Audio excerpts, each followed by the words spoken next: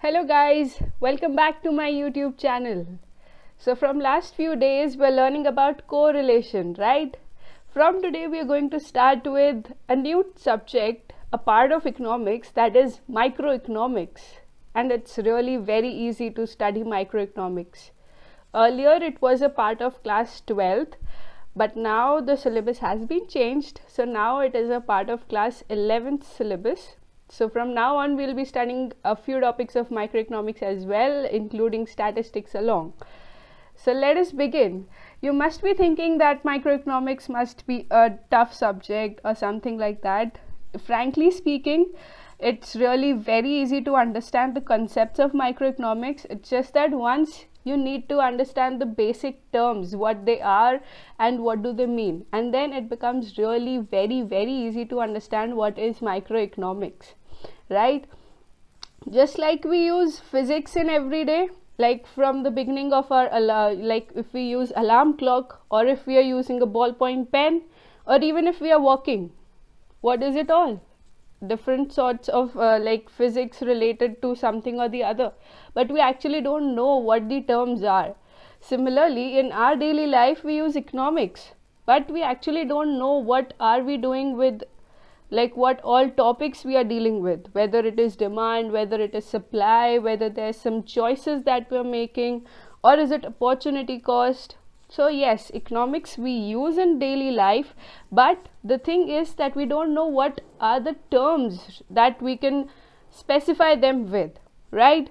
So today we're going to learn about a few things, the basic concepts of microeconomics. So let's begin. So here's the first thing that we need to know, what actually is economics, right? So here you can see economics is a social science. It's not a perfect and exact science, but yes, it's a social science. I know we all remember that chapter in class 9th, Village of Palampur, right? So it's a social science. It's not exactly a science, which studies the way a society chooses to use its limited resources. It's very true. We all know that in a society we are there with only limited resources, right? We don't have unlimited resources here with us. So the society chooses a way to use its limited resources which have alternative uses. Like even if I talk of electricity, so electricity can be used in various alternative uses.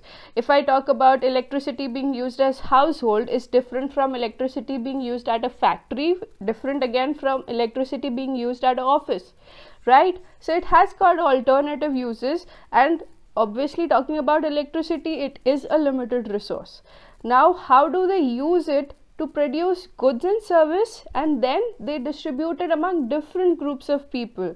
We know that in our economy we have different groups of people, rich, then we have poor, then we have the middle class, right? So how are these goods being produced so that they can be distributed in the economy? So that is what we study through economics. And it is going to be an amazing journey while you study all the concepts of economics. So now let us understand what is economy.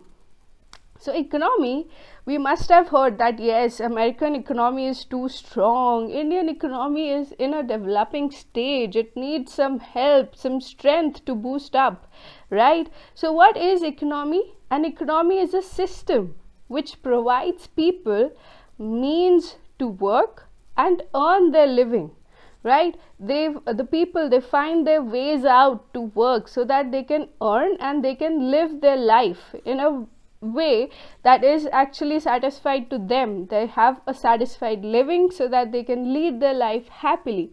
So that is what is economy. It is a system which provides people means to work, different ways to work, whether it's in the primary sector, secondary sector, or the tertiary sector, so that they can earn their living.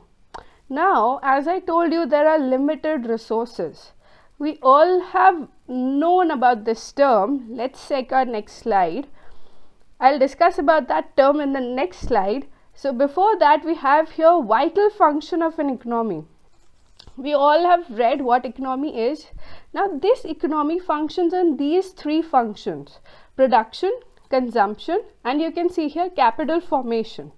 Production, when you are using different raw materials to produce goods and services and different things so that people can consume. That is what is production, right?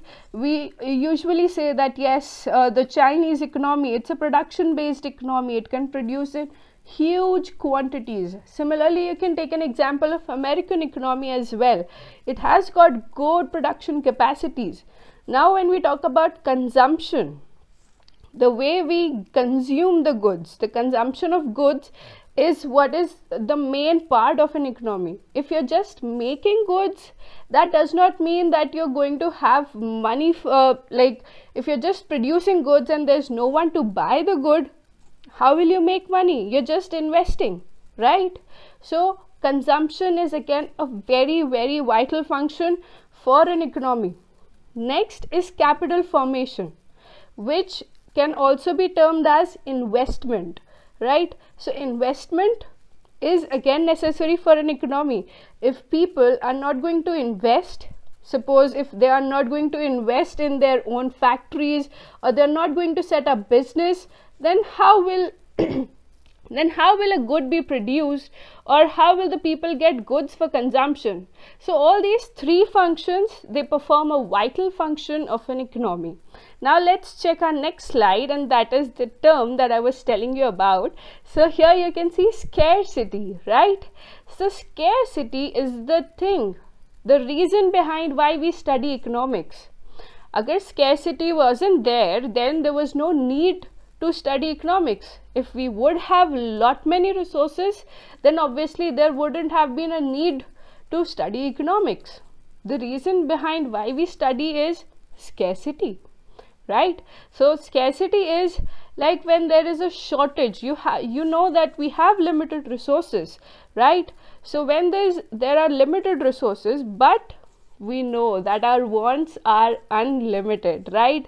As soon as one want is filled up, the other one creeps in, and then that one is filled, then okay, we want something else. So the wants, they go on and on and on, but the resources, they are limited. So that's the reason we have scarcity, and that leads to a problem to make choices, right? You must have faced this problem a lot many times, right? Which one to choose? I like the red one, or you like the blue one, but we have to choose which one to go for, because there might be scarcity of something or the other, right?